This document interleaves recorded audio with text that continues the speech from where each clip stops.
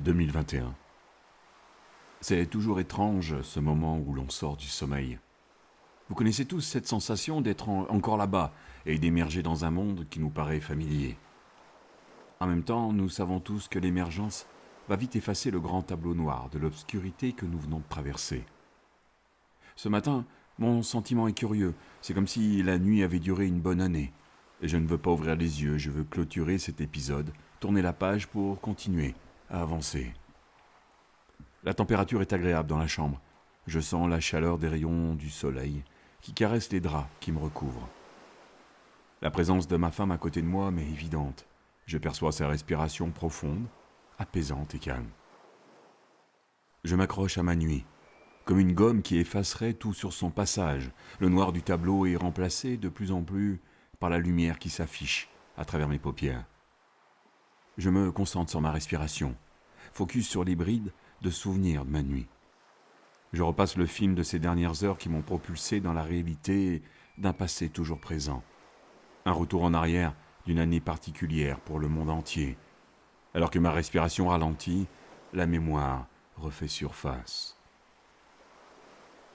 L'hiver frappe comme à son habitude à Québec. Une routine qui m'est de plus en plus difficile à supporter. L'école prend de plus en plus de place dans mon emploi du temps. J'adore mes élèves et la confiance qu'ils me portent me donne de l'énergie pour continuer à me dépasser. L'agenda du bureau est plein sur 3 mois. L'engouement pour mes services entraîne un surmenage que je ne perçois pas et qui me tire vers le fond. Travail, création, consultation, courriel, dodo s'enchaînent chaque jour, comme celui de la marmotte, sans un moment pour faire le point et écouter la rébellion qui s'exprime à l'interne. Depuis quelques semaines, un virus fait parler de lui en Asie, et des cas se font connaître à travers le monde.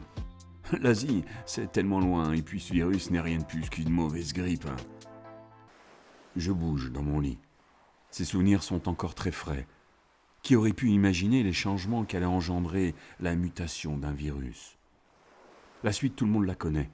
Tous les gouvernements ont avancé à l'aveugle, en faisant ce qu'ils pouvaient, entraînant les habituelles critiques des contradicteurs, des anti-tout, des complotistes, des limités du bulbe, des naïfs voulant exister. Histoire de mettre encore de l'huile sur le feu, les habitués du « on refait le match » ont accusé et remis en question sur les médias et les réseaux sociaux toutes les décisions qui ont été prises. Il est tellement facile de donner des leçons une fois que la tempête est passée.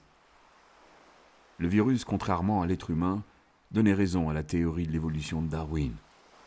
Rejetant toute nouveauté et technologie et pourtant profitant de la modernité, des avantages du capitalisme et de la science, de l'immunité des autres pour revendiquer le droit du choix à la santé, de la peur d'être surveillés en affichant leur vie et l'état d'âme sur les réseaux sociaux. Le sapiens avait atteint l'intelligence de l'Atari face à l'intelligence artificielle. Pour beaucoup, évoluer voulait dire régresser et en même temps, la bêtise devenait le nouveau dieu des régressifs. Le confinement n'avait rien arrangé et le sapiens qui peuplait la Terre ne désirait qu'une chose, que tout redevienne comme avant. Comme avant. La hantise pour moi. Fatigué physiquement et psychologiquement, je recherchais le défi, l'étincelle, pour redémarrer chaque jour. La torpeur me gagne de nouveau. Je plonge. Les hôpitaux sont débordés, seuls les commerces essentiels sont ouverts. J'ai dû annuler les 2 prochains week-ends de formation et les 60 rendez-vous des 3 prochaines semaines. Je propose à tous mes clients de faire des consultations en visioconférence, mais les croyances et les habitudes me ramènent toujours le même commentaire.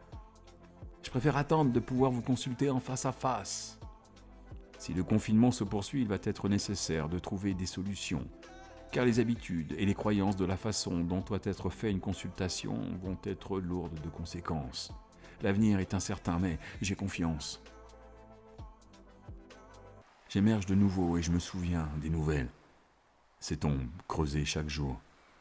L'atmosphère était de plus en plus pesante. Rien ne se passait sans que des boucliers de protestation s'élèvent. Impossible de se faire un avis sur le vrai du faux. Mes clients passaient le cap et les consultations se multipliaient. J'avais décidé de faire une des formations qui avait été annulée en visio-labset avec le groupe de communication d'impact avancé. Une première pour moi, le début d'une longue suite d'événements qui me conduiraient à la liberté. Ma respiration ralentit. Les nouvelles ne sont pas bonnes, le confinement va durer encore et encore durer. Des règles de distance sociale, de masques et d'autres protocoles fleurissent chaque jour, ce ne sera plus jamais comme avant. J'écoute et je place devant moi la réalité qui prend forme. Les prochaines dates de formation qui pourront être données en salle ne seront pas avant plusieurs mois. Lorsqu'il sera possible de donner ces consultations au bureau, 2 mètres de distance devront être respectés, avec certainement un masque sur le visage et un plexiglas de séparation. Quel contexte difficile et insécure pour un moment qui devrait être de confiance et de complicité. Travailler en visioconférence est pour moi une meilleure solution avec une sécurité évidente, un confort pour le client et l'image qui va me permettre de travailler avec le non-verbal du haut du corps du client. Parfait. Je vais garder mon focus, faire autrement et me tenir à ce changement, cette nouvelle niche, nouveau projet réalisable et surtout une nouvelle liberté. Je refais surface, j'ai plongé dans un semi-sommeil. Un léger vent caresse mes jambes, l'air chaud et salé de la Méditerranée me rassure et me ramène à la réalité. J'ai rêvé d'une vie qui pourrait être sortie d'un film de Tarantino ou des sœurs Vatskovitch, voire de Besson qui a été pourtant bien réel. Allongé sur le dos, je continue à laisser le flashback se défiler comme le synopsis du film.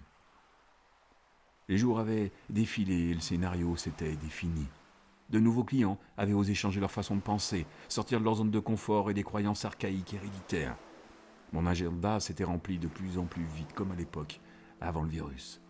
En l'espace de quelques mois, j'avais créé plusieurs formations en vidéo que j'offrais en ligne. La révolution pour moi avait été ces formations en visioconférence de façon lapsette. Debout chez moi, je donnais mes cours en direct comme en salle. L'interaction se faisait tout aussi bien. J'avais dû m'adapter, changer certains protocoles et il était évident que ce qui nous paraissait comme la meilleure façon de procéder les mois précédents n'était plus vrai aujourd'hui. L'accompagnement par l'hypnose devait évoluer et j'avais eu l'intention de garder cette ligne de conduite.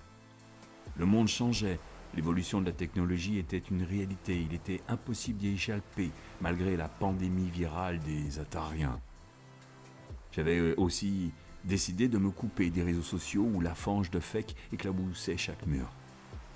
Chaque action que j'entreprenais avait une bonne intention, alors la vie des Yaka Faucons, des Tu aurais dû et des Moi je n'avait plus la moindre existence dans mon cerveau. Et chaque défi avait sa solution. En très peu de temps, la France, la Belgique, la Suisse, le Canada et tous les pays francophones m'ont apporté des inscriptions. La technologie m'avait permis d'accéder à ma liberté. Plus besoin de bureau, de figer ici, de déterminer un endroit où vivre et de créer une routine qui ne me convenait plus depuis longtemps. J'ai compris enfin ce qui faisait ce surmenage, cette fatigue, ce débat interne d'être entré dans un moule qui ne me convenait pas. Ma liberté tient à ma femme qui dort à côté de moi et à ma webcam qui m'accompagne dans nos voyages. Dans quelques heures, j'échangerai avec une trentaine de francophones venus du monde entier. Nous irons ensuite avec ma femme manger nos tapas rythmés par un folklore andalou. J'ouvre les yeux, la lumière inonde la chambre. La porte-fenêtre, légèrement ouverte, laisse passer un courant d'air qui crée de légers mouvements et les rideaux s'écartent. J'aperçois la Méditerranée, mer calme baignée de soleil, bercée par le flux et le reflux léger de cycles lunaires. Aujourd'hui, je suis ici et peut-être demain ailleurs, et en même temps partout et nulle part. Je me suis engagé à écouter cette partie qui me guide, celle qui me permet de devenir un apprenti sage, d'une vie que seuls les gens libres s'autorisent à consommer. Faites confiance à la partie qui sait oser. Nous sommes si loin et pourtant si proches, à un jet de liberté.